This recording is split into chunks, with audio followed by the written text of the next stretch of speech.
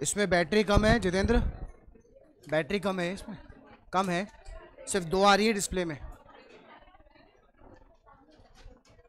हाँ बेटा, आपको होमवर्क में दिया था मैंने वो क्वेश्चंस, कर लिया आप सबने? बहुत आसान लगा होगा। Can we start new chapter? एकदम फ्रेश पेज ओपन कीजिए, लिखना शुरू करो। Consignment,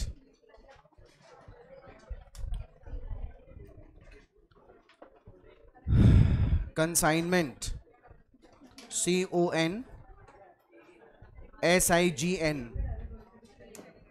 CONSIGNMENT।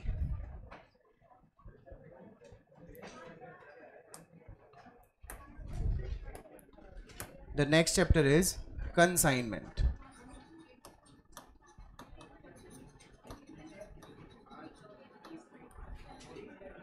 हाँ बेटा, लिख लिया सबने? देखो, बेसिकली कंसाइनमेंट शब्द का इस्तेमाल कब किया जाता है? जब कोई भी पर्सन अपना गुड्स किसी दूसरे पर्सन के पास भेजता है ना, इसका मतलब he is consigning the goods to someone. Consignment means एक जगह से किसी दूसरे पर्सन के पास माल भेजा जाना, दिस इज कॉल्ड कंसाइनमेंट। अब अगर कमर्शियली इसको देखा जाए कि कंसाइनमेंट चैप्टर क्यों बना, कंसाइनमेंट शब्द का इस्तेमाल क्यों किया जा रहा है और कंसाइनमेंट पे माल भेजने का पर्पस क्या है, थोड़ा दिमाग लगाइए। आप जयपुर में एक फैक्ट्री रन करते हो जहाँ पर आप जो है ये कैलकुलेटर बनाने का काम करते हैं। आपका प्रोडक्शन बहुत अच्छा है, क्वालिटी आप बहुत ज़बरदस्त मेंटेन करते हैं।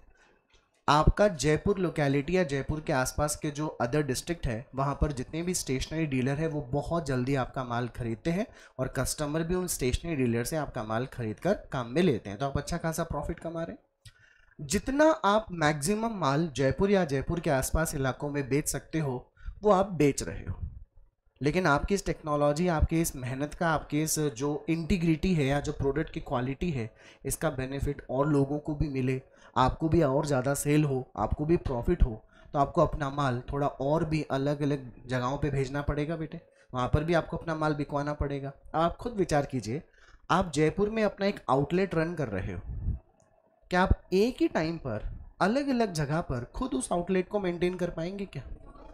अब आप जिस एरिया में अपना माल बिकवाना चाहते हैं, जैसे मान लीजिए मैं चाहता हूँ कि मैं राजस्थान में तो अपना माल बेच ही रहा हूँ, गुजरात में भी अपना माल बेचूँ, मैं महाराष्ट्र में भी अपना माल बेचूँ, मैं साउथ में भी क्या करूँ, अपना माल बेचूँ। तो जिस जगह पर मैं अपना गुड्स बिकवाने का काम करना चाहता हूँ, पहले मैं उस एरिया में जाकर मार्केट रिसर्च करूँगा और वहाँ देखूंगा कि कौन पर्सन मेरे माल को पूरी ईमानदारी के साथ बेचने का काम कर सकता है। जैसे मान लीजिए मुझे गुजरात में सूरत में अपना माल भेजना है, मैं सूरत गया, मेरे 2-3 कॉन्टैक्ट थे, उन लोगों से मैंने पूछा तो सब लोगों ने मुझे बताया कि ये आदमी बहुत अच्छा डीलर है, यहाँ पर इसके कस्टमर से अच्छी जान पहचान है, आप एक बार इससे चाहें तो बात कर सकते हैं। मैंने इसका कॉन्टैक्ट नंबर लिया, इससे बातचीत करी, एक मीटिंग बुलाई और मैंने इसे ये कहा कि मैं जयपुर में ये प्रोडक्ट बनाता हूँ और जयपुर और जयपुर के आसपास या राजस्थान में मेरे प्रोडक्ट की बहुत अच्छी डिमांड है और मैं अच्छा प्रॉफिट कमाता हूँ। मैं चाहता हूँ कि आप मेरे बिहाफ पर अपने एरिया में मेरे गुड्स को बेचें, बदले में मुझे क्या होगा, प्रॉफिट होगा, और मैं आपको बदले में क्या दूंगा, कमीशन। बदले में क्या दूंगा, कमीशन। मैंने इसको पूरी प्लानिंग बताई।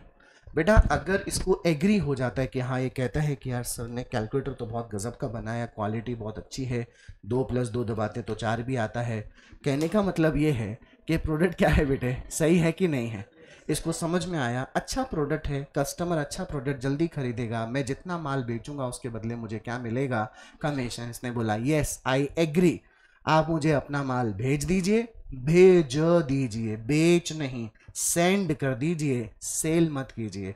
मैं अपना माल जयपुर से सूरत में भेजने का काम करूंगा। I will send my goods to Surat. To who, किसको भेजने वाला हूं मैं, I am going to send the units to the person जिसको कि मैं अपना माल इसलिए भेज रहा हूं ताकि वो मेरे बिहाफ पर क्या करेगा, अपने लोकेलिटी में माल बेचने का काम करेगा। बेटे बात समझ में आ गई?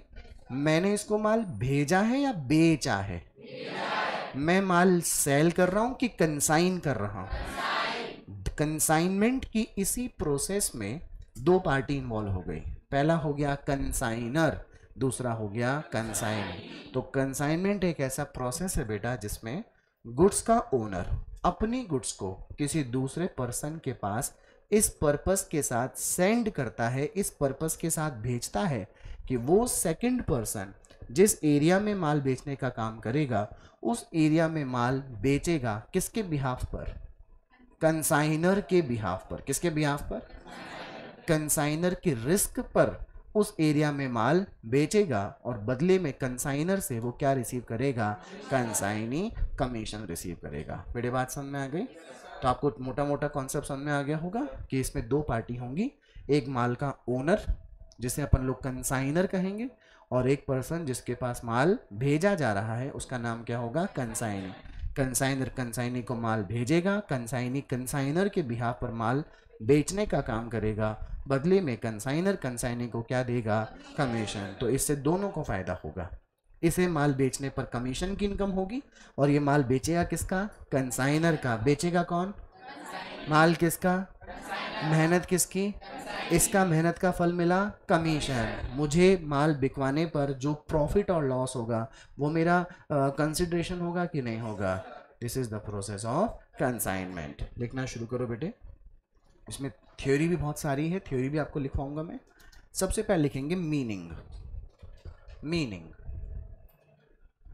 शुरू करूं बोलना?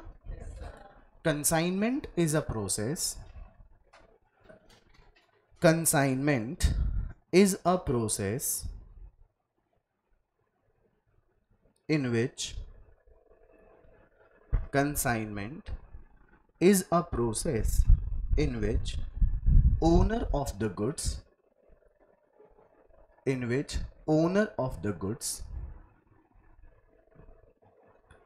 sends the goods sends sends the goods to another person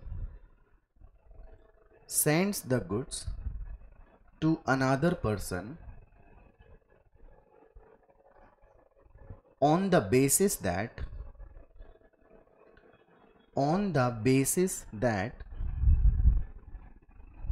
goods will be sold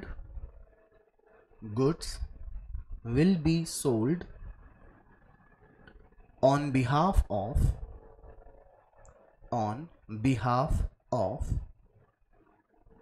and at the risk of risk and at the risk of owner चले मेरे साथ बोलना शुरू कीजिए वापस से। क्या लिखा है? Consignment is a process in which owner of the goods sends the goods on the basis that goods will be sold behalf of and at the risk of owner। जिस पार्टी के पास माल भेजा गया है वो पार्टी जो भी माल बेच रही है वो अपने लिए नहीं, किसके लिए बेच रही है? गुड्स के ओनर के लिए। किसके रिस्क पर बेच रही है? अपने रिस्क पर नहीं बेच रही। किसके रिस्क पर बेच रही है? मतलब अगर उस माल को बेचने पर कोई नफा हुआ तो किसका होगा? ओनर का। कोई नुकसान हुआ तो किसका होगा? ओनर का। तो किसके बिहाफ पर बेचा जा रहा है? ओनर। किसके रिस्क पर बेचा जा रहा है? ओनर। बदले में तो कंसाइनी को केवल क्या मिलता है? बात समझ में आ गई? एक लाइन छोड़कर लिखें, following are the basic feature. बेटे यहाँ पे जगह है दोस्त, आगे आ जाओ, यहाँ पे आ जाओ। Following are the basic features of consignment. Following are the basic features of consignment. बेटे आपने पार्टनरशिप पढ़ी है ना? तो आपको जब सर ने पहली बार, आपके टीचर ने पार्टनरशिप पढ़ाई होगी तो कुछ बेसिक फीचर बताए होंगे कि भाई पार्टनरशिप में क्या होने चाहिए? 2 और मोर पर्सन्स होने चाहिए, मैक्सिमम इतने होंगे, मिनिमम इतने होंगे, एक एग्रीमेंट होना चाहिए, है ना, प्रॉफिट शेयरिंग रेशो होना चाहिए, ऐसे कुछ बेसिक इंपॉर्टेंट पॉइंट्स होंगे। उसी तरीके से कंसाइनमेंट में भी कुछ बेसिक फीचर्स होते हैं। सबसे पहला लिखो, there are two parties. There are two parties. Number one, there are two parties. Number one, consignor.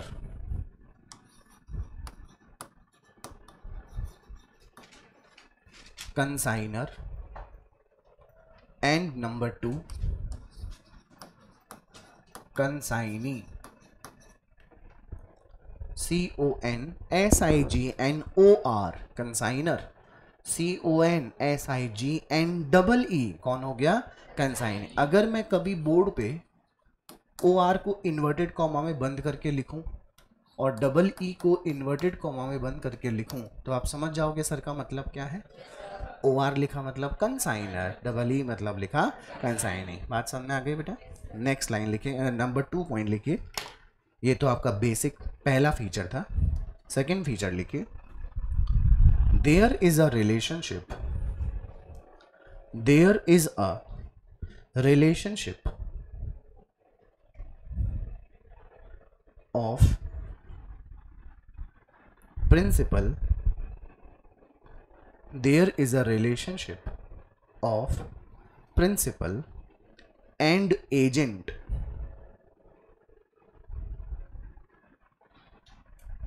in between consignor and consignee, in between consignor and consignee. लिख लिया बेटे? इधर देखो, माल भेजने वाला कौन हुआ? माल रिसीव करने वाला कौन हुआ? अच्छा, कंसाइनर ने माल बेचा कि सेंड किया? इस बेसिस पर बेचा, सेंड किया कि कंसाइनी इसके कहे अकॉर्डिंग माल बेचने का काम करेगा। जो भी नफा नुकसान होगा किसका होगा? तो क्या गुड्स का मालिक कंसाइनी हुआ? क्या गुड्स का मालिक कौन हुआ? नफा नुकसान अगर कंसाइनर का है तो सभी डायरेक्शंस किसको फॉलो करने होंगे? किसके डायरेक्शन फॉलो करने हैं? बताइए, प्रिंसिपल और एजेंट में who will be the agent? Who will be the principal? Because principal will make the decisions and those decisions will be followed by agent. बात समझ में आ गई? तो आपसे कभी भी चलते चलते पूछा गया, यार कंसाइनमेंट में कंसाइनर कंसाइनी में प्रिंसिपल कौन होता है, तो आप क्या बोलेंगे? यार एजेंट कौन होता है? बात समझ में आई बेटा? थर्ड बेसिक फीचर लिखिए, यूजुअली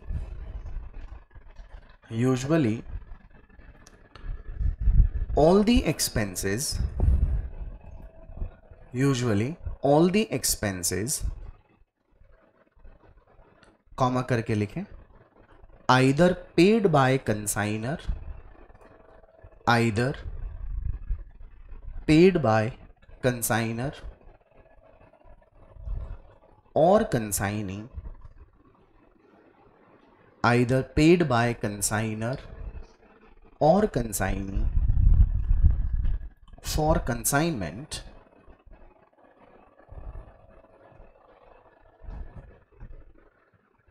are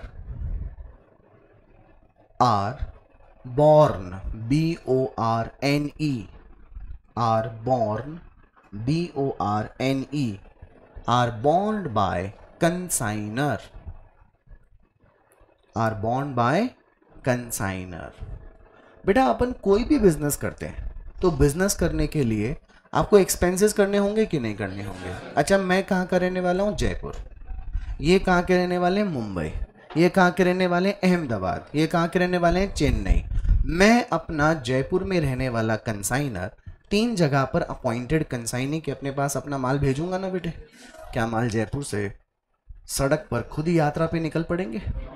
क्या मुझे इनको क्या करना पड़ेगा? ट्रांसपोर्टेशन का खर्चा करना पड़ेगा। तो कंसाइनमेंट पर जो भी माल से रिलेटेड, चाहे भेजने का खर्चा हो, चाहे माल को बिकवाने का खर्चा हो, या उनके मेंटेनेंस का कोई भी खर्चा हो, कंसाइनमेंट के एक्सपेंसेस बेयर कौन करेगा? कंसाइनर। चाहे कंसाइनर अपनी जेब से पे करे या कंसाइनर के माल को बेचने के लिए एक्सपेंसेस कौन करे? कंसाइनी। एक्सपेंसेस का बर्डन किस पर आएगा? वाई? बिकॉज प्रॉफिट और लॉस किसका है? उसे तो केवल किससे मतलब है? कमीशन से। बेटे बात समझ में आ गई क्या? बात समझ में आ गई सबको पक्का? अब मैंने सबसे पहला शब्द लिखा है यूजुअली, मतलब आपको क्वेश्चन में अगर कुछ भी लिखा हुआ नहीं हो ना कि ये एक्सपेंसेस कौन बियर करेगा, ये एक्सपेंस कौन बियर नहीं करेंगे, याद रखेंगे ओनर ऑफ द गुड्स कौन होता है? तो चाहे कंसाइनर अपनी जेब में से पैसा खर्च कर दे या कंसाइनी को कह दे कि तुम्हें ये माल को बेचने के लिए ये क्या करने पड़ेंगे, एक्सपेंसेस, तुम एक्सपेंसेस पे कर दो, बाद में हम दोनों आपस में क्या कर लेंगे, एडजस्ट कर लेंगे, तुम खर्चा कर दो, बाद में तुम मुझसे रीएम्बर्समेंट ले लेना। मतलब कंसाइनी करे कोई खर्चा या कंसाइनर कोई खर्चा करे, अगर इंफॉर्मेशन में गिवन नहीं है कि ये खर्चे बेयर कौन करेगा, हम ये मानेंगे कि सारे खर्चे कौन बेयर करेगा। क्या मुझे आपको रीजन लिखवाना चाहिए, because consignor is the owner, he भी रीजन समझ गए। लेकिन यूजुअली के अलावा और क्या आ सकता है, हालांकि आपके किसी भी क्वेश्चन में ऐसा कोई एग्जाम्पल नहीं है जिसमें एक्सपेंसेस कौन बियर कर रहा है, कंसाइनी, लेकिन फिर भी मैं आपको बता देता हूँ। मान लीजिए कंसाइनी अपनी तरफ से कोई एक्स्ट्रा ऑर्डिनरी एक्सपेंस करना चाहता है, क्या करना चाहता है, एक्स्ट्रा ऑर्डिनरी। मान लीजिए किसी फेस्टिवल के दिन वो क्या करना चाहता है, बाहर कोई एक कियोस्क लगाना चाहता है कि लोग आते जाते क्या देखें, उस प्रोडक्ट को देखें। आपने देखा होगा सड़क पे चलते हुए कुछ लोग कियोस्क लगा के बैठे रहते हैं, वाटर प्यूरिफायर का, बाइक्स आती हैं उनका एक कियोस्क लगा लेते हैं, छोटा सा एक वो टेंट सा बना लेते हैं बेटा। तो ये एक्सपेंस कौन कर रहा है माल को बेचने के लिए, कंसाइनी।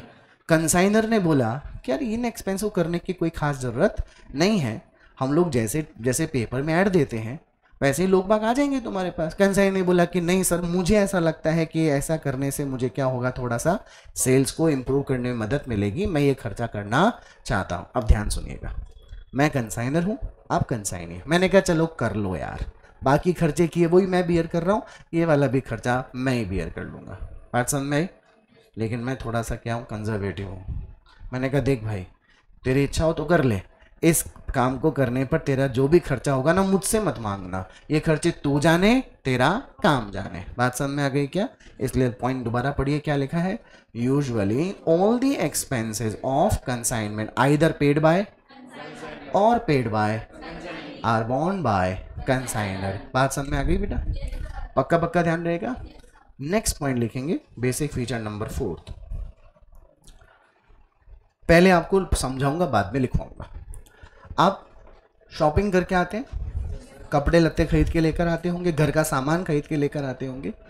आप क्या बन के जाते हो, बायर, कस्टमर बन के जाते हो। और सेलर आपको क्या बना के देता है, इनवॉइस। क्या बना के देता है? आपने डी मार्ट का नाम सुना है?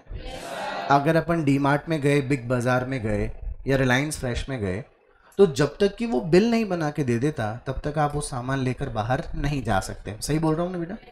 आप जब बिल बना के देखते हो तो आपने उसके ऊपर क्वांटिटी लिखी आती है, डिस्क्रिप्शन लिखा आता है, रेट लिखी आती है, बाद में उसकी अमाउंट लिख कर आती है, हर एक जानकारी आपको मिली होती है। फिर आप घर पे उस सामान को लाते हो, घर पे चेक करते हो तो बिल में यह आइटम था, यह आइटम फिजिकली दिख रहा है, चेक कर लेते हो। बिल में ये आइटम है, पार्ले जी के 10 पैकेट है, हाँ बिल में बना हुआ है पार्ले जी के 10 पैकेट, हाँ भाई 10 पैकेट है, हाँ बिल्कुल है। मतलब इनवॉइस से आप अपना सामान जो है वो मैच कर रहे हो ना। सेलर बायर को क्या बना के देता है, इनवॉइस। क्या बना के देता है? ताकि वो ये बता सके कि मैंने फलानी डेट को इस कस्टमर को इतना इतना इतना क्वांटिटी इस रेट का इतने इतने अमाउंट माल बेचा था। बात समझ में आ रही है? माल भेजने वाला कौन है? मैं कहाँ रहता हूँ, जयपुर। ये कहाँ रहता है, चेन्नई। भाई अपनी जगह ध्यान रखना, तुम कहाँ रहते हो, चेन्नई। यहाँ से मैं इसके पास कपड़े भेज रहा हूँ, जीन्स भेज रहा हूँ, टी शर्ट भेज रहा हूँ, ट्राउज़र भेज रहा हूँ, और जो भी कुछ स्वेटर वगैरह कोट्स वगैरह भेज रहा हूँ। क्या मुझे इसको नहीं बताना चाहिए कि मैंने इतने तो ब्लेजर्स भेजे हैं, इतनी मैंने पैंट्स भेजी हैं, इतने मैंने जीन्सेस भेजी हैं, इतने मैंने ये भेजे हैं वो भेजे। मुझे इसको डिस्क्रिप्शन देना जरूरी है कि नहीं बेटा? अच्छा, मैं सेलर बन के भेज रहा हूँ या कंसाइनर बन के? ये बायर बन के गुड्स रिसीव कर रहा है कि कंसाइनी बन के? बात समझ में आई? जैसे सेलर बायर को इनवॉइस बनाकर गुड्स की डिस्क्रिप्शन देता है, वैसे ही कंसाइनर कंसाइनी को भेजे गए माल की डिस्क्रिप्शन देता है। जिस डॉक्यूमेंट में वो भेजे गए माल की जानकारी कंसाइनी को देता है, वो दिखता इनवॉइस की जैसे ही है। दिखता किसकी जैसे है? लेकिन वो एक्चुअल में क्या नहीं होता, इनवॉइस। क्योंकि मैं यहाँ पे सेलर थोड़ी हूँ, मैं यहाँ पे कौन हूँ, कंसाइनर। तो उस इनवॉइस जैसे दिखने वाले डॉक्यूमेंट को क्या नाम दिया जाता है, प्रो फॉर्मा इनवॉइस। क्या बोलते हैं, प्रो फॉर्मा इनवॉइस। होता नहीं है लेकिन दिखता वैसा ही है। बात समझ में आ गई बेटा? लिखो, कौन सा नंबर लिख रहे हैं आप लोग? When the goods are sent, when the goods are Saint,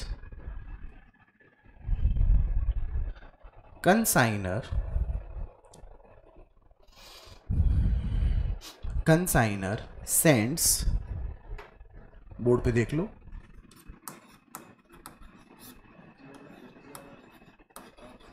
pro forma invoice.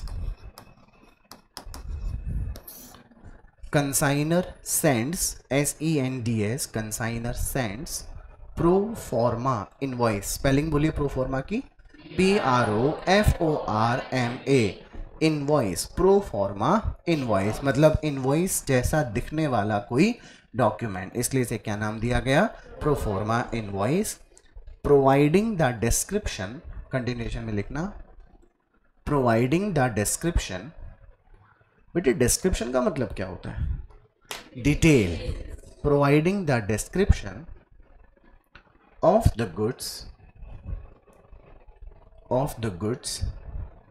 Saint by consignor, of the goods sent by consignor. बेटा जब मैं यहां से आपके पास माल भेजूंगा तो वो गुड्स आपके पास रिसीव होंगे। पता चला मैंने भेजी है 10,000 यूनिट, आपको मिली है 9,500 यूनिट, तो 500 का तो हिसाब किताब कहीं ना कहीं होगा कि नहीं होगा। मैं आपको नहीं बताऊं कि मैंने कितनी यूनिट भेजी है 10,000, आप मुझे नहीं बताओ कि आपके पास आई कितनी है 9,500, आप बेच कितनी पाओगे मैक्सिमम, और मैं आपसे ये उम्मीद रखूंगा कि आपने मेरा कितना माल बेचा है।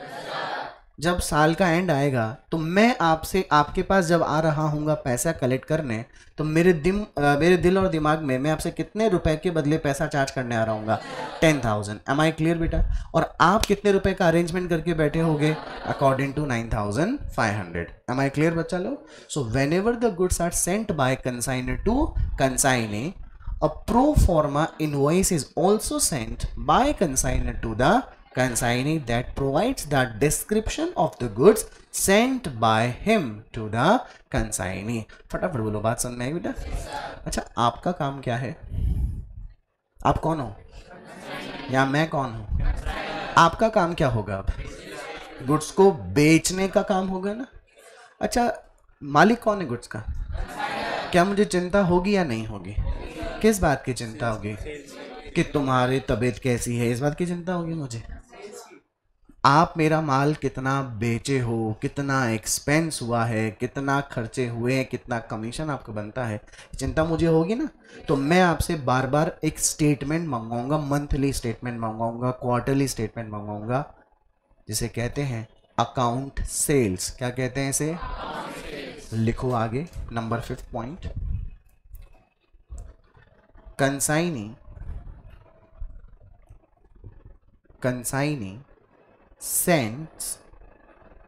कंसाइनी सेंड्स, बोर्ड पे देखो क्या लिखा मैंने, लिखो आप भी। Consignee sends account sales providing the details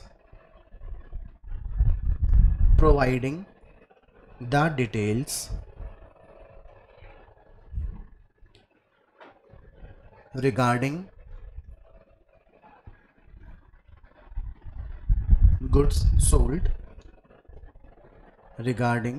goods sold, comma, expenses, comma, commission, comma, unsold stock,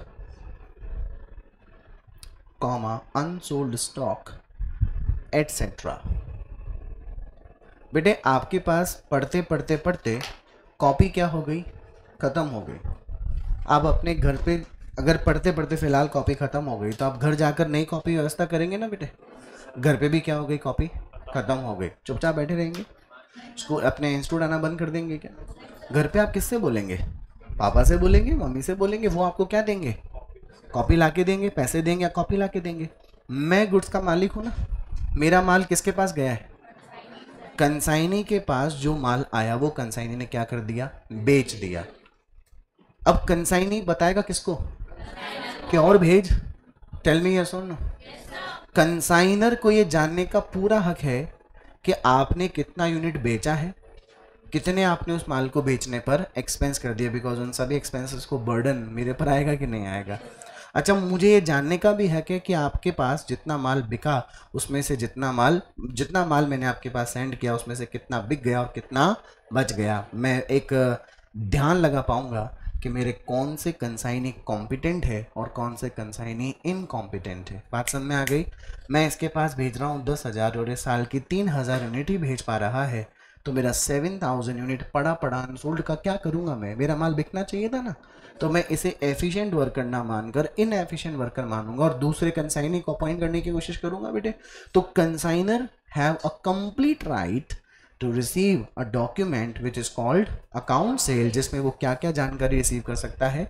बेचे गए माल की क्वांटिटी, उसने किए गए एक्सपेंसेस, उसका कमीशन या फिर अनसोल्ड स्टॉक। कंसाइनर क्या भेजता है कंसाइनी को? पर फॉर्मा नहीं, प्रो फॉर्मा। क्या बोलेंगे? और इन रिटर्न कंसाइनी क्या भेजता है? बेटे बात समझ में आ गई। कभी कभी मैंने कुछ लोगों को परफॉर्मा इनवॉइस बोलते हुए सुना हुआ है, लेकिन हम लोग क्या बोलेंगे बेटे इसे? Pro forma invoice. Who sends pro forma invoice? To. Who sends account sales? To whom? बात समझ में आ गई बेटा? पक्का? नेक्स्ट पॉइंट लिखेंगे। नंबर कौन सा आ गया ये?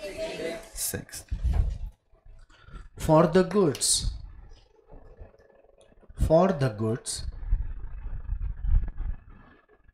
sold by consignee,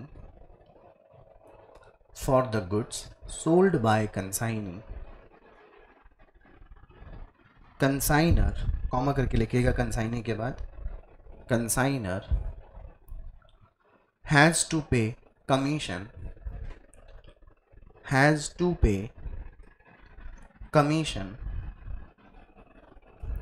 to consignee,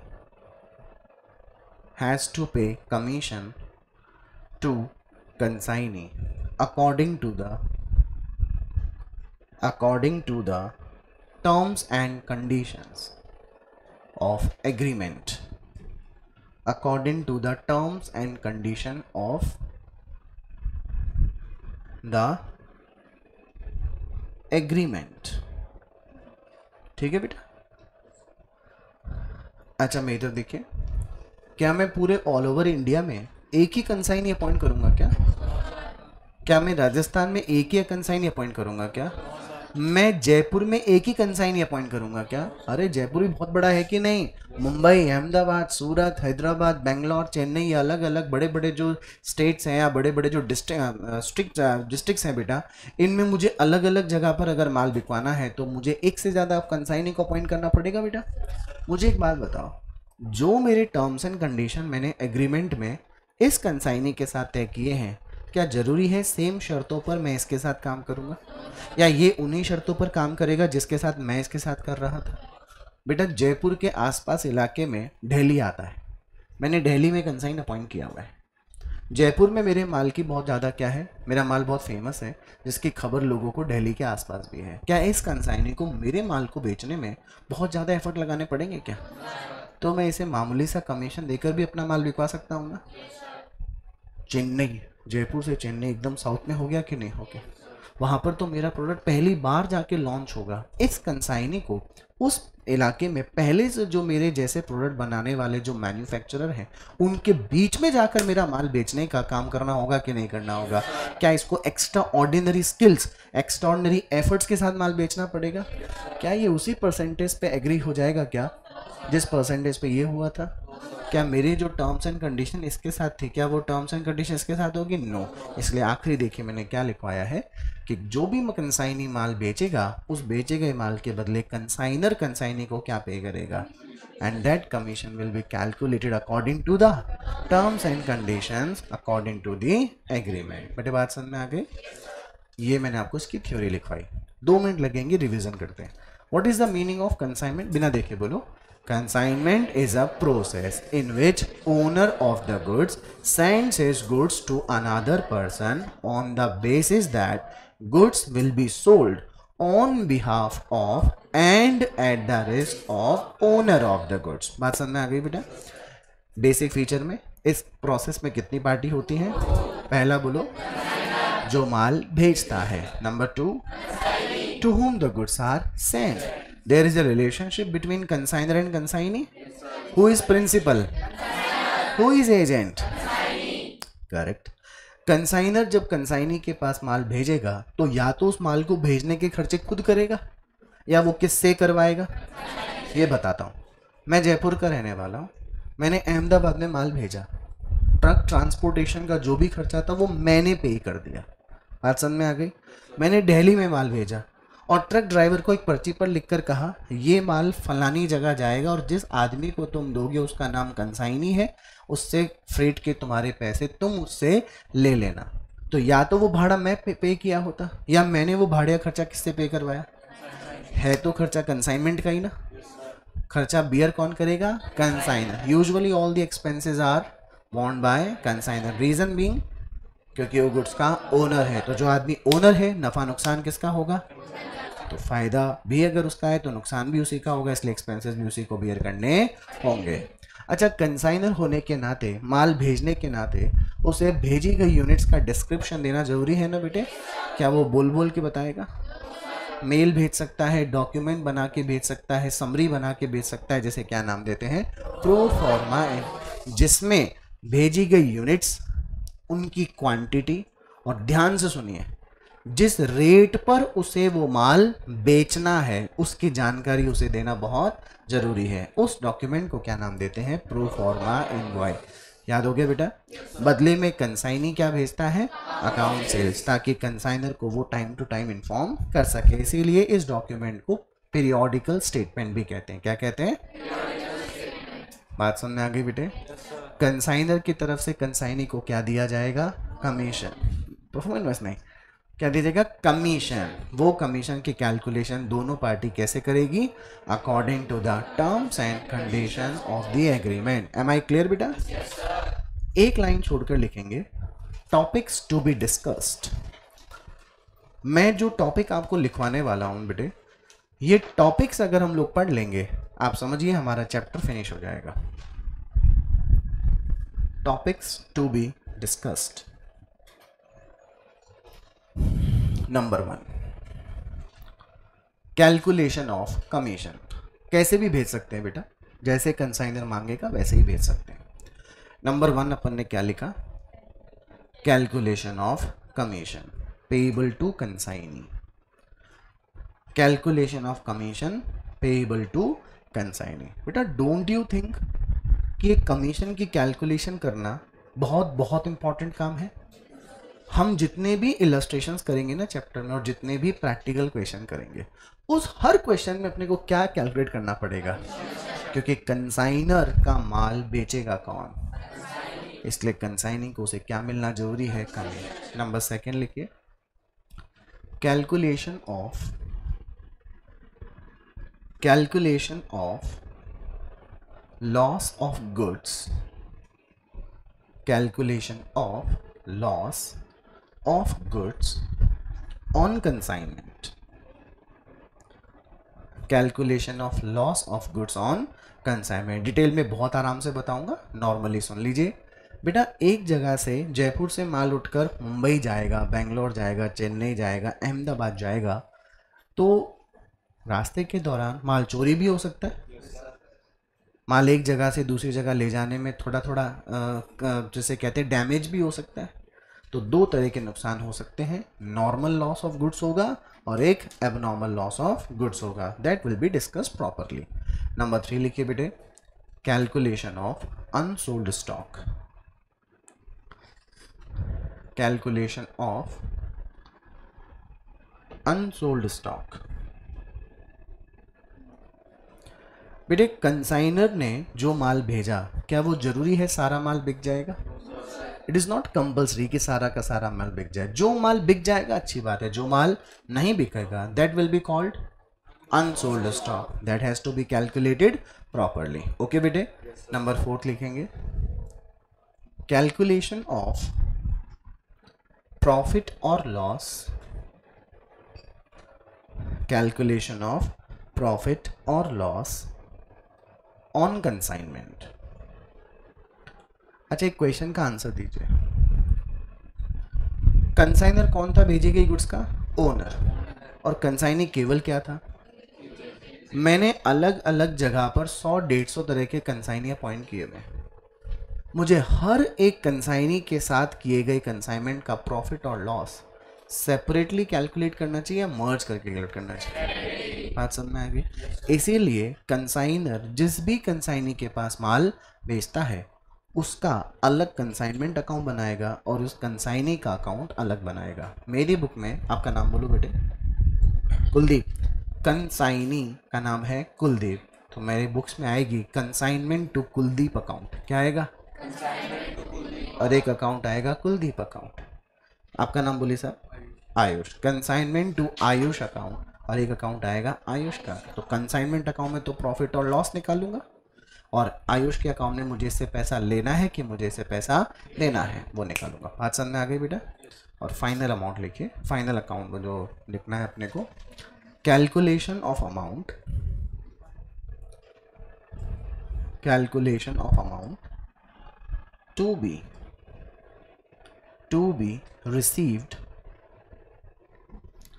received by consignor, to be received by consignor from consignee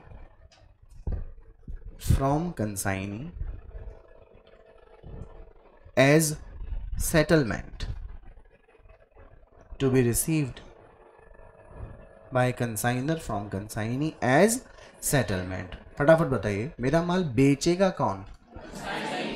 पक्का? मेरे माल को बेचने का खर्चा कौन करेगा? कंसाइनी करेगा। बात समझ में आ गई? कोई भी कर सकता है ना, कंसाइनर भी कर सकता है, कंसाइनी। वैसे यूजुअली माल को बेचने का खर्चा कौन करेगा? कंसाइनी करेगा, बिकॉज मेरा माल बेच कौन रहा है? मैं तो बैठा हूँ जयपुर में और ये बैठा है बेंगलोर में, तो मेरा माल बिक कहाँ रहा है? बेंगलोर में। तो माल को बेचने का कोई भी खर्चा भी कौन करेगा? कंसाइनी। जब मैं इसके पास आऊँगा हिसाब करने तो खाली में से कहूँगा क्या बता तूने कितना माल बेचा है? बोले इतना इतना, आप सारे पैसे दे दे मेरे को बेचे माल के। ये क्या बोलेगा? ऐसे थोड़ी सर, आपके इस माल को बेचने के लिए मुझे क्या करने पड़े वो मैं एक्सपेंस काटूंगा। मैंने कहा छोड़ लाओ बाकी के पैसे दे। बोले ऐसे कैसे? मैंने आपका माल बेचा है तो मुझे क्या मिलेगा? मैंने कहा ला वो तो दे। बोले हाँ ये ले लो। बात समझ में? तो जो वैल्यू मैं यहाँ पे बोला हाँ ये ले लो वाली वैल्यू कहाँ से आएगी? इस वाले पॉइंट में आएगी, calculation of amount to be receive by consignor from consignee as settlement. कितने पॉइंट्स हम डिस्कस करेंगे? बात समझ में आई? पांचों कर लिया, समझो हमारा चैप्टर फिनिश। बहुत इंटरेस्टिंग चैप्टर है। एक लाइन छोड़कर फ्रेश टॉपिक लिखिए, calculation of commission. Calculation of commission.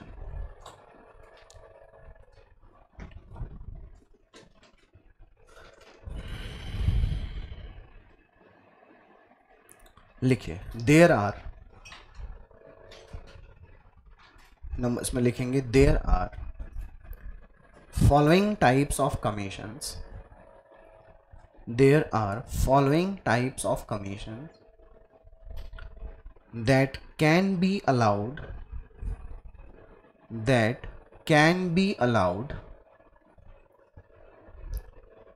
by consignor,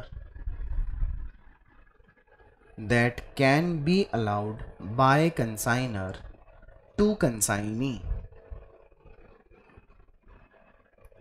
लिखिए number 1 ordinary commission. Ordinary commission. First commission का नाम बोलिए, क्या लिखा है आपको मैंने? Ordinary commission. दूसरा लिखिए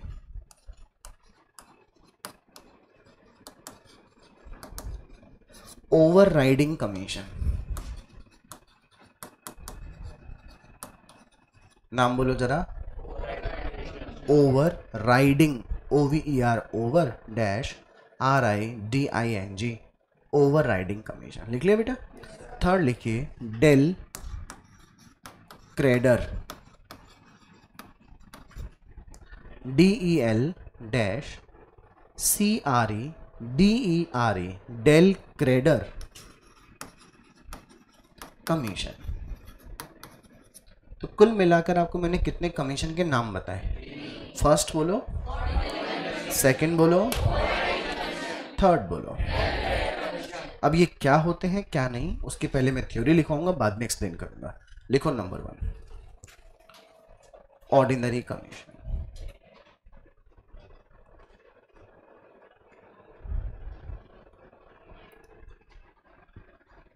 नंबर 1 ऑर्डिनरी कमीशन। शुरू करो बोलना इसमें। लिखो, if no specific information is available, if no specific information is available, then this commission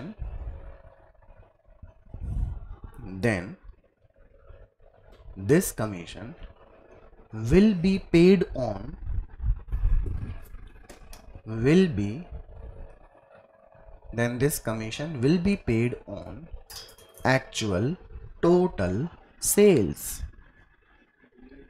will be paid on actual total sales। जो भी लिखा है उसको पूरा बोलिए मेरे साथ।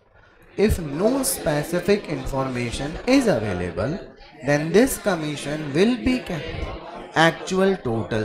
शुरुआत में if लिखवाया आपको मैंने कि अगर क्वेश्चन में कुछ भी साफ साफ नहीं दिया हो ना, सिंपल सा कह दिया हो rate of commission is 5%, rate of commission is, question में सेल्स ढूंढिए, सेल्स का कितना परसेंट लगा दीजिए। लेकिन क्वेश्चन में ऑर्डिनरी कमीशन के लिए कुछ अलग तरीके से बोला हो कि ये कमीशन की कैलकुलेशन आपको इस मैनर में करनी है, तो जैसा क्वेश्चन में दिया जाएगा वैसे अपने को कैलकुलेट करना है। ये सब मैं आपके सामने 2 एग्जाम्पल बना के दूंगा। Case number A with no specification, case number B with some specifications. मेरी बात समझ में आ गई क्या?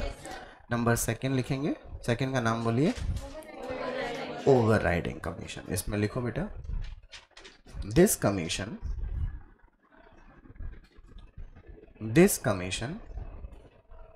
is allowed to consignee, this commission is allowed to consignee for selling the goods, for this commission is allowed to consignee for selling the goods, लिख लें यहाँ तक, for selling the goods over and above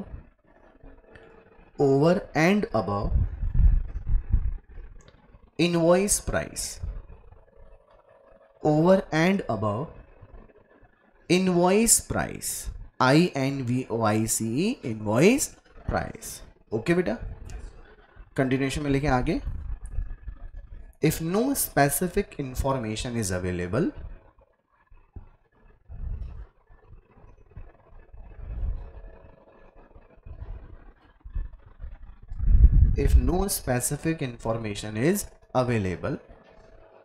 then this commission will be paid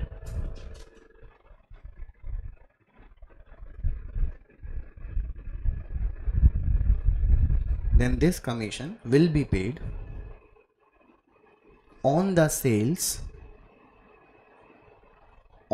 sales made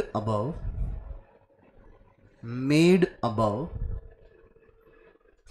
invoice price, made above invoice price।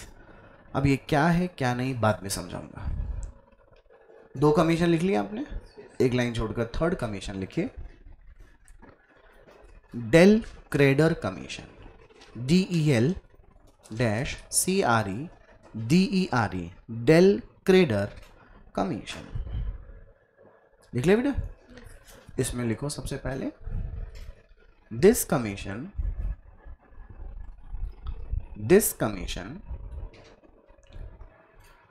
is allowed to consignee, this commission is allowed to consignee by consignor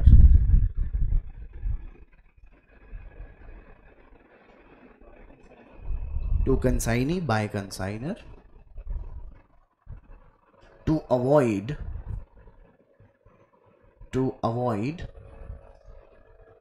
the loss of bad debts, to avoid the loss of bad debts, full stop. If this commission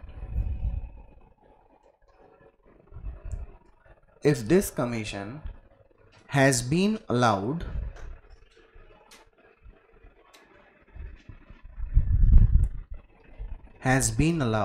then the loss of bad debts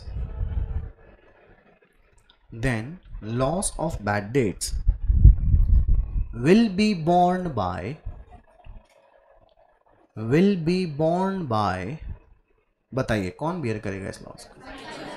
consignor नहीं बेटा, will be borne by consignee लिखो, will be borne by consignee.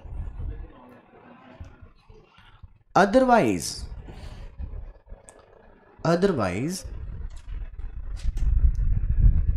such loss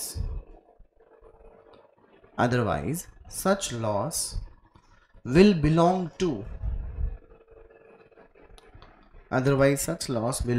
to consignor, full stop. अभी पूरा नहीं हुआ है, अभी बोलूंगा उसको बाद में नोट कर लेना, इसी के आगे नोट करना. कंसाइनमेंट पे भेजे गए माल का ओनर कौन था? उसने अपना माल किसको भेजा? कंसाइनी का काम था माल को बेचने का. कंसाइनी ने माल बेच दिया, कुछ नकद में बेचा, कुछ उधार बेचा. नकद बेचे गए माल पर कभी भी बैड डेट्स का लॉस होगा क्या? लेकिन जितना माल आप उधार बेचोगे उतने के साथ साथ उतना ही बैड डेट्स का रिस्क भी खड़ा हो जाएगा. कंसाइनी का काम क्या था? माल बेचना. क्या कंसाइनी ने माल बेच दिया? किसके कहे अनुसार अकॉर्डिंग बेचा होगा?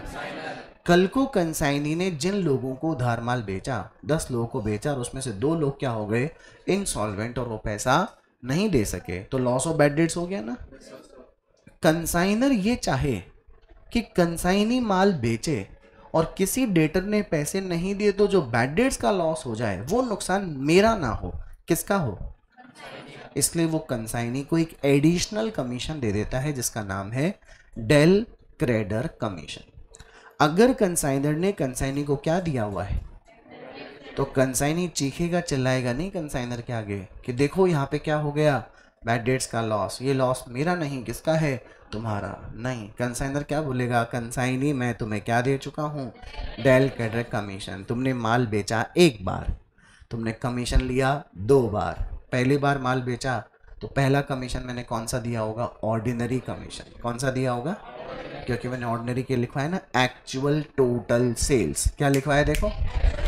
तो चाहे नकद बेचो और चाहे उधार बेचो, तुम्हें क्या मिलना था? ऑर्डिनरी कमीशन मिलना ही था. मैं तुम्हें ऑलरेडी क्या दे चुका हूँ? ऑर्डिनरी कमीशन दे दिया. और मैं तुम्हें एडिशनल कमीशन और कौन सा दिया? मैं पागल हूँ क्या जो तुम्हें माल बेचो एक बार कमीशन दूंगा 2 बार? मैं बेवकूफ़ थोड़ी हूँ. मेरे को कुछ ना कुछ बेनिफिट मिलना चाहिए, तभी मैं तुम्हें एक ही बार माल बेचने पर कमीशन कितनी बार दे रहा हूँ?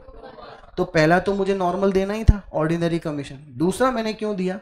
ताकि अगर तुम मुझसे कमीशन ले लेते और कल को क्या हो जाता है तो वो बैड डेट्स का लॉस मैं नहीं उठाऊंगा, वो नुकसान तुम्हें अपनी जेब में से पूरा करना पड़ेगा. मेरी बात समझ में आ गई क्या? लेकिन अगर कंसाइनर ने कंसाइनी को क्या नहीं दिया हुआ है? डेल क्रेडर कमीशन नहीं दिया, सिर्फ केवल क्या दिया होगा? तो फिर जो भी बैड डेट्स का लॉस होगा वो किसको पास ऑन होगा? ये मैं सब समझाऊंगा जब एग्जाम्पल दूंगा. पहले आपको थ्योरी समझ में आ गई क्या बेटे? जहां पे लिखना बंद किया वहीं से आगे स्टार्ट करो. If no specific information is given, if no specific information is given, then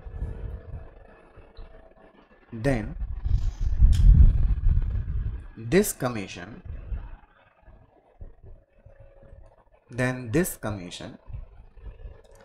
will be paid, then this commission will be paid on actual total sales. Actual total sales. हालांकि बैड डेट्स होता कौन सी cell पर है, cash पर कि credit पर। लेकिन अगर क्वेश्चन में केवल ये कहा गया डेल क्रेडिटर कमीशन इज 5%, केवल क्या कहा गया, और मुझे 5 लाख की क्या गिवन है, कैश सेल्स, 7 लाख की क्या गिवन है, क्रेडिट सेल, तो टोटल सेल्स कितनी हो गई। मैं पूरा 12 लाख पे क्या दूंगा, 5% कमीशन, क्योंकि मुझे मेंशन नहीं किया गया था कि डेल क्रेडिटर कमीशन तुम्हें क्रेडिट पे देना है कि टोटल पे देना है। तो no information is available, I will have to paid on total. लेकिन क्वेश्चन में लिखा हुआ आया, स्पेसिफिकेशन के साथ लिखा हुआ आया डेल क्रेडिटर कमीशन इज 5%, और चुप हो जाए तो ये तो विदाउट स्पेसिफिकेशन था। ये लिखा हुआ जाए del creditor commission is 5% on credit sale, तो मैं 12 लाख पे दूंगा या केवल 7 लाख की क्रेडिट सेल, बात समझ में आ गई।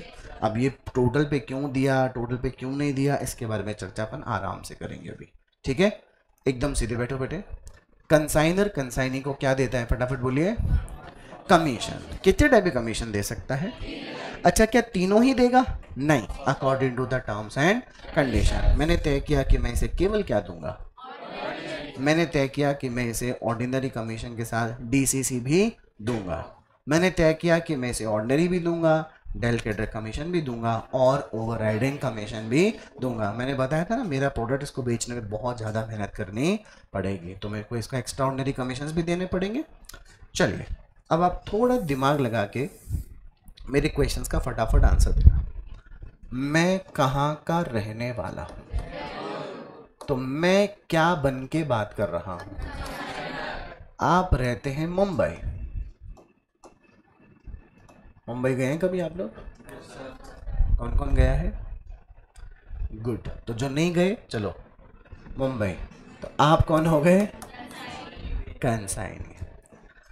मैं जयपुर से मुंबई आपके पास 10,000 यूनिट सेंड कर रहा हूं, जो मेरे घर में मुझे पर यूनिट 100 रुपये की पड़ी, यानी कि मैंने आपके पास कुल मिलाकर 10,000 यूनिट, जिसकी मेरे लिए पर यूनिट कॉस्ट, मेरे लिए पर यूनिट कॉस्ट कितने रुपए की है, तो मैंने आपको ऐसी 10,000 बॉटल्स जो मेरे लिए 100 रुपये की पड़ी, क्या 10 लाख रुपए का माल भेज दिया बेटा।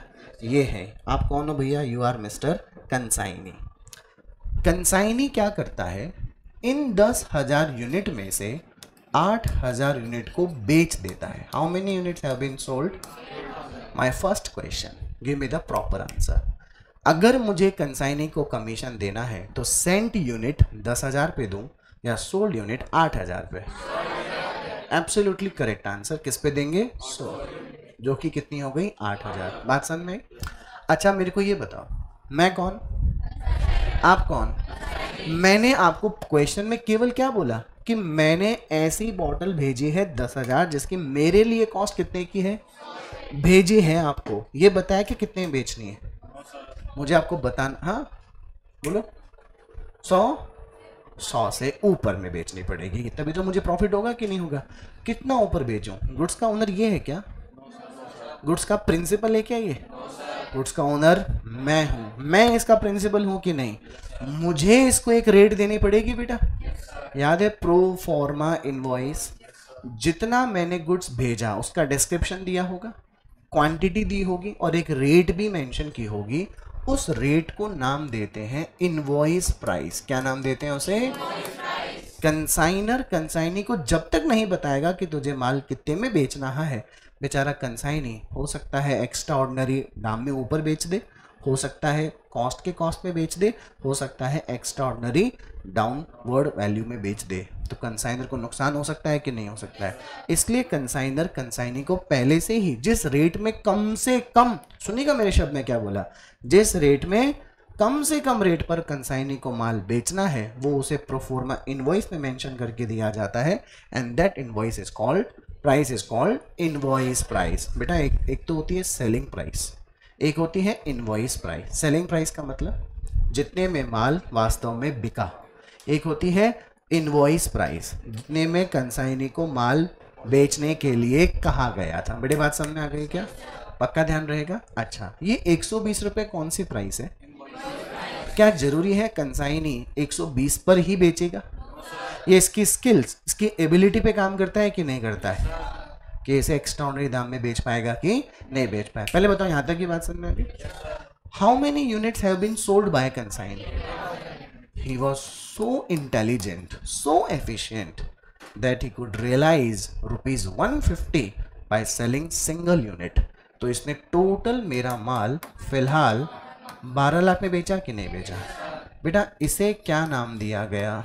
Actual sales. क्या नाम दिया इसे? आई बेटे आपको बात समझ? अब आप ध्यान सुनिएगा, मैंने इधर फर्स्ट ऑप्शन में लिखा है ऑर्डिनरी कमीशन इज 10%। क्या लिखा मैंने? Ordinary commission is 10%। और दूसरे केस में लिखा है ordinary commission is 10% at invoice price sales. बोलिए क्या लिखा है इधर? इधर बोलो, एट आईपी। स्पेसिफिकेशन ये वाला है कि वो वाला है? वो वाला है ना। कहाँ से है स्पेसिफिकेशन? यहाँ है ना बेटे। जो आपको थ्योरी लिखवाई है मैंने ऑर्डिनरी कमीशन की, पहले पढ़िए, उसको सुनना चाहिए मुझे क्या लिखा हुआ है। If no specific information is available then this commission will be paid on actual total sales. आइए इधर की तरफ देखते हैं, क्या कोई स्पेसिफिकेशंस एडेड है? आपको क्वेश्चन में टोटल सेल्स कितनी दिखाई दे रही है? 12 लाख। मैं 12 लाख का कितना परसेंट? 10%। जो ऑर्डिनरी कमीशन दूंगा वो कितने का दूंगा?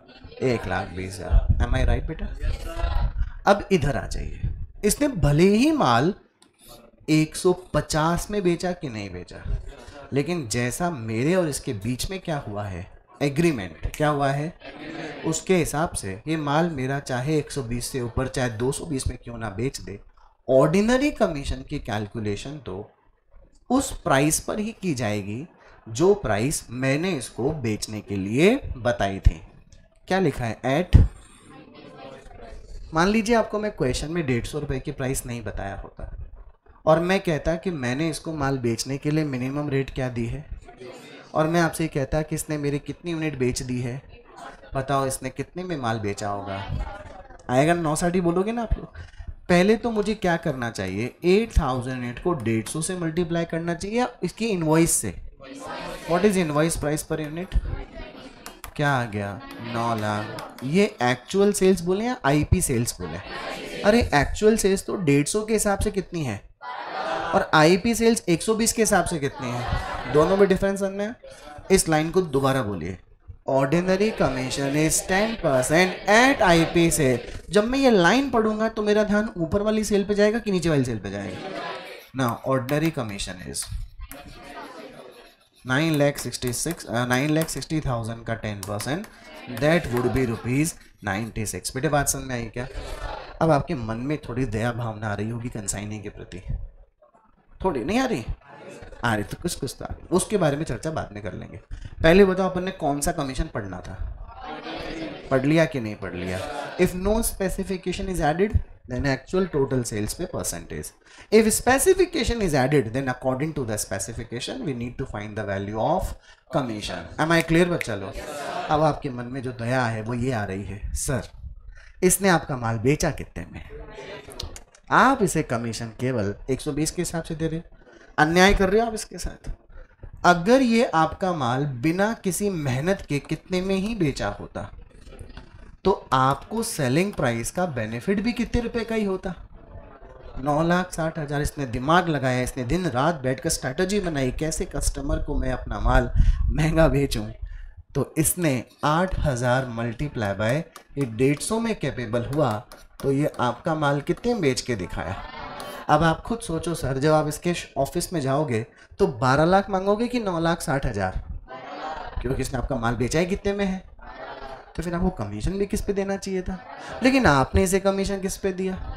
क्योंकि पहली बात मेरे और इसके बीच में तय क्या हुआ था कि ऑर्डिनरी कमीशन अगर दूंगा तो किसके ऊपर दूंगा?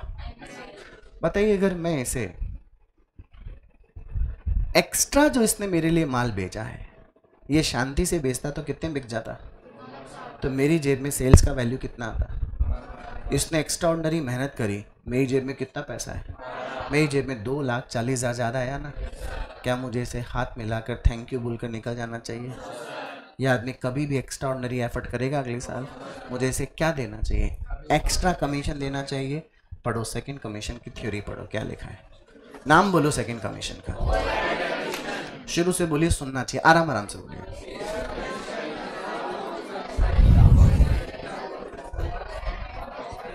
Over and above invoice price, actual sales. नीचे कौन सी सेल्स है? Invoice price sales. कहा था 960 में बेच, इसने कहा रुको मैं आपका माल कितने बेच के दिखाऊंगा, 12 लाख। तो आपको इसके एक्स्ट्रा एफर्ट के कारण 2,40,000 का फायदा हुआ क्या? इसे अपन नाम देते हैं एक्स्ट्रा सेल्स या फिर एक्सेस सेल्स। बात समझ में आ गई? आगे देखो क्या लिखा है पूरा, if no specific information is available then it will be paid on sales above invoice. Question में कुछ नहीं लिखा तो ढूंढना पहले क्या, फिर क्या ढूंढना, इसमें से ये लेस करना, क्या निकल कर आ जाएगी? एक्सेस। अब देखो दो, पहला case over riding commission, short में इसे क्या बोलते हैं? OR से। ओवर राइडिंग कमीशन इज कितना परसेंट? क्या मैंने कोई स्पेसिफिकेशन ऐड किया? अब देखो specification, over riding commission is, आगे बोलिए क्या है?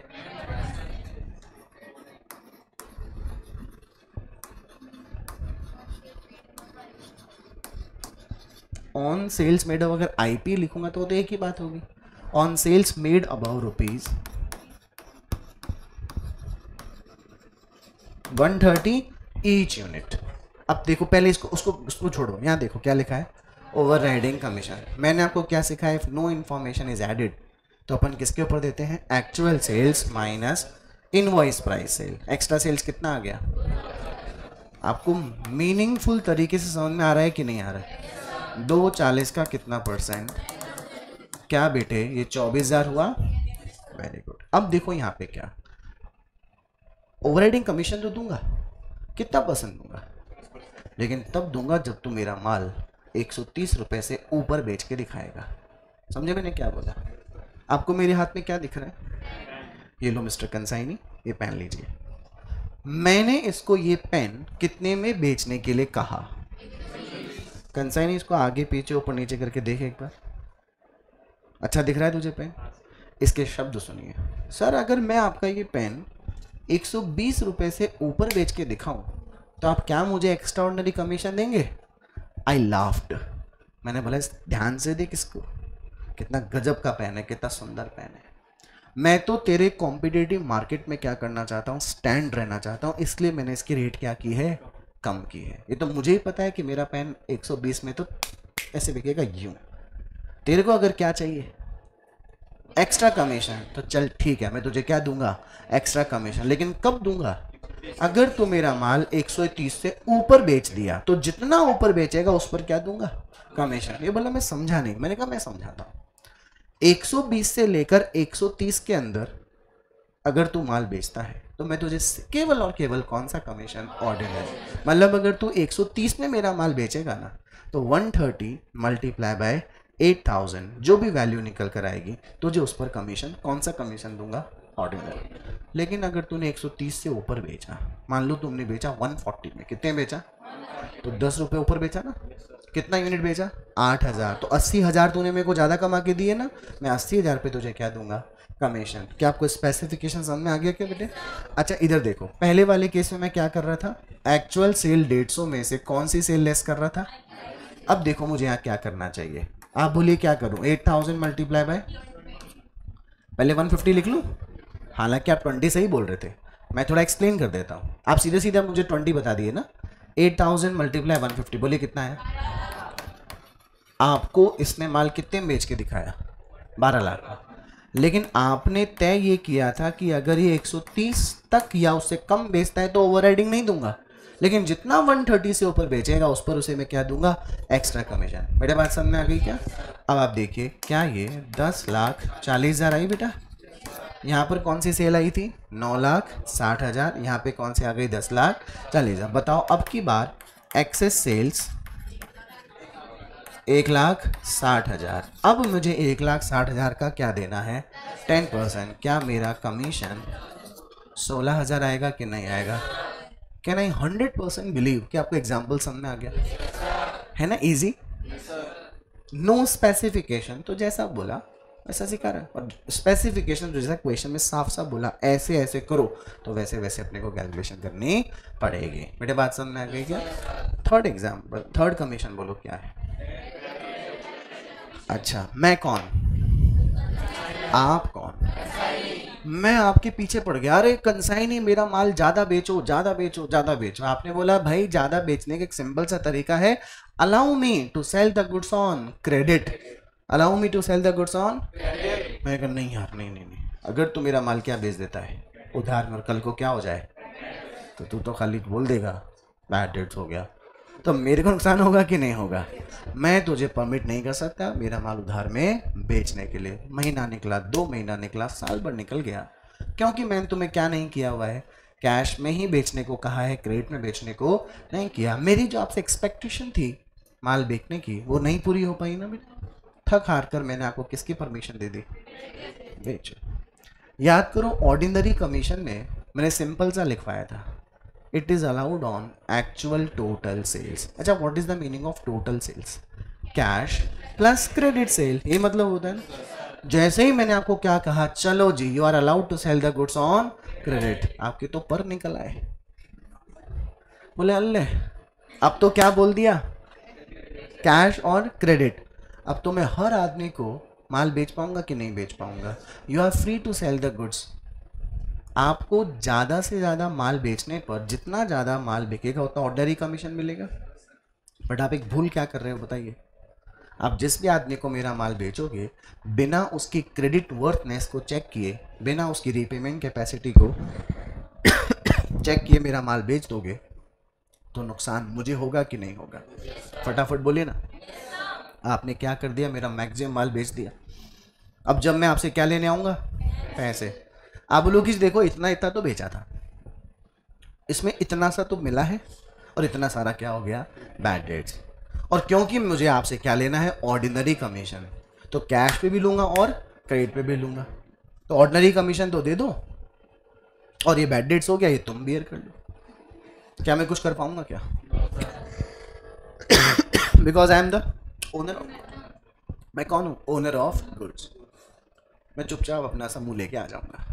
ये तो बड़ी दिक्कत हो गई मेरे साथ। उधार नहीं बेचने के लिए बोलता हूँ तो कम माल बिकता है, उधार बेचने को बोलता हूँ तो बैड डेट्स का लॉस हो जाता है। क्या करूँ क्या करूँ क्या करूँ? बस में जा रहा था, सोचते सोचते सोचते याद आया, मैंने कहा ड्राइवर को बता रुको रुको रुको। वापस कंसाइनर के लिए, कंसाइनी के पास मुड़ने के लिए नई बस में बैठा, और रास्ते में डिसीजन लिया कि इसे माल भी बिकवाऊँगा और बैड डेट्स का लॉस भी मैं नहीं उठाऊँगा। इसे कौन सा कमीशन दिया जाएगा? मैंने बोला कंसाइनी कम हियर। कंसाइनी केम, बैठो। तू मेरा माल उधार बेचेगा? हाँ, मैं तुझे एक्स्ट्रा कमीशन दूंगा। कंसाइनी सोचा कि इसका दिमाग आउट ऑफ यूज़ हो गया है, इसको बैड डेट्स का झटका जोर से ही लगा है, इसलिए बोलता है उधार बेचेगा तो मैं तुझे एक्स्ट्रा क्या दूंगा? कमीशन। बताइए कंसाइनर उसे क्या शब्द बोलेगा? अगर तू मुझसे एक्स्ट्रा कमीशन ले लेता है तो ध्यान रखना, कल को अगर क्या हो गया तो मैं तो तुझसे बिकी हुई जितनी भी यूनिट है उसके पूरे के पूरे पैसे ही लेकर जाऊंगा। बेटे बात समझ में आ रही है क्या? मान लो टोटल सेल्स कितनी है, और मान लीजिए 50,000 का क्या हो गया? Bad debts. मैंने क्या नहीं दिया था? डेलिकेटर कमीशन नहीं दिया। मैं सोचूंगा कि मुझे कितने मिलेंगे, लेकिन कंसाइनी से मुझे वास्तव में कितने मिलेंगे? 11,50,000। आई बात समझ? मैंने क्या दे दिया है? 50,000 का क्या हो गया? 2 लाख का क्या हो गया? 12 लाख का क्या हो गया? मैं पूरे पूरे पैसे लूंगा कि नहीं लूंगा? This is the beauty of del credere commission. बात समझ में? अच्छा, तो क्या कंसाइनी को मैं गिरेबान पकड़ के बोलूंगा चल नालायक डेलिकेटर कमीशन लेगा कि नहीं लेगा? नहीं लूंगा, तो चाटे में लगाऊंगा, लेना पड़ेगा। ऐसे बोलूंगा क्या? ऐसे बोलूंगा क्या? मैं कंसाइनी को समझाऊंगा कि भाई तेरे को डेलिकेटर लेने में क्या है? फायदा है। बताइए क्या फायदा है कंसाइनी को? शाबाश। कंसाइनी को माल बेचना पड़ेगा 1 बार, कमीशन मिलेगा 2 बार। पहले कौन सा? दूसरा। लेकिन रिस्क भी बढ़ गया। अब आप थोड़ा क्या करेंगे, अरे गिरे आदमी को माल नहीं बेचेंगे। जिस आदमी पर आपको पूरा विश्वास है, बिल ऑफ एक्सचेंज बनवाएंगे, प्रॉपर्टी मोर्गेज करवाएंगे, जो भी कुछ होगा, चेक टाइम से लेंगे, चेक को बाउंस हो गया तो कोर्ट में केस करेंगे, मतलब आपके पास सारे हिसाब किताब रहेंगे, आपको भी फायदा और मुझे भी फायदा। बात समझ में आ गई? पक्का ध्यान रहेगा बेटे। आखिरी में आपको लास्ट में एक लाइन लिखवाई है मैंने, क्या लिखवाई देखो, if no information is available then this commission will be paid on, तो मतलब कैश में भी देंगे। और अब ये मन में शायद एक सवाल आया होगा कि सर कैश पे क्यों देंगे del creditor commission, bad debts का लॉस तो किससे रिलेटेड होता है? तो कंसाइनर की तरफ से कंसाइनी को डेल क्रेडिटर कमीशन केवल किस पे देना चाहिए था? पहले एग्जांपल देखो, आपको ये कहा जाए कि कैश सेल्स हुई है कितने रुपीस की, 5 लाख, और क्रेडिट सेल हुई है कितने रुपीस की, 7 लाख। फटाफट बोलिए टोटल सेल्स। अब आपको 2 केस बता के दे रहा हूं। केस नंबर 1, डीसीसी, डीसीसी मतलब डेल क्रेडिटर कमीशन इज कितना percent, no specification added. Number 2, DCC is on, ये सीएस का मतलब क्रेडिट सेल। पहले मुझे यहां पे आंसर दो, 12 लाख का 10%, फटाफट आंसर। आई बात समझ? इधर बोलो, का 10% बराबर 70,000। जबकि आपके मन में ये होना चाहिए कि जब कुछ नहीं होता ना तो आपका आंसर यहाँ 7 लाख का 10% आना चाहिए था। टेल मी यस और नो। आपको पहले कैलकुलेशन समझ में आ गई बेटा? सवाल ये कि डेल क्रेडिटर कमीशन अगर कुछ नहीं बोला कि किस पे देंगे तो फिर क्रेडिट पे देना चाहिए था। आप तो हमसे किस पे दिलवा रहे हो? Think about it. क्यों कंसाइनर पागल है क्या जो कैश पे भी दे रहा है? नहीं, इज नॉट मैड। मैं बताता हूं आपको, मैंने कुल मिलाकर कितनी यूनिट भेजी है, ठीक है ना? तो आप ज़्यादा से ज़्यादा कोशिश, पता है आप किस माल को बेचने की करोगे? क्रेडिट। क्योंकि अगर मैं तुम्हें नकद माल पर क्या नहीं दूंगा, डेल क्रेडिटर कमीशन नहीं दूंगा, तो जितना माल तुम उधार में बेचोगे मैक्सिमम, उस पर तुम्हें ऑर्डिनरी भी मिलेगा और तुम्हारा सारा का सारा फोकस किस पे हो जाएगा? अल्टीमेट नुकसान मुझे ही हो रहा है कि नहीं हो रहा है? बोलो ना यार। क्योंकि जो मेरा माल आसानी से नकद में बिक सकता था उस पर तो तुम माल बेचने पर दिमाग लगा नहीं रहे, केवल किस पे बेच रहे हो? कस्टमर काउंटर पे आता है, आपको पैसे देता है, पहले अरे साहब पैसे किसने देखे हैं, आप तो पहले क्या ले जाओ, माल। मैं अपने सभी कस्टमर को 1 महीने का क्या देता हूँ, मोहलत देता हूँ। अरे नालायक, वो तेरे को नकद दे के जा रहा है लेकिन तेरे को अपना मीटर किसका पढ़ाना है? तो तू यार किस में बेच रहा है? बेटा मुझे नुकसान हो रहा है ना। मैं चंद पैसे बचाने के चक्कर में मेरी कैश सेल्स का नुकसान नहीं होने दूंगा। मैंने कहा था I am allowing you del creditor commission on both cash sales and credit sale. बात समझ में आ गई? लेकिन अगर क्वेश्चन में लिख दिया गया हो बेटे, और अगर क्वेश्चन में लिख दिया जाए कि this commission will be allowed on, then we will solve it accordingly. Revision थोड़ी कराऊं यार, तुम पक जाते हो क्या मुझसे? लेकिन समझ में आया आप लोगों को? कल जब मिलेंगे तो कल हम आगे नॉर्मल लॉस और एबनॉर्मल लॉस डिस्कस करेंगे।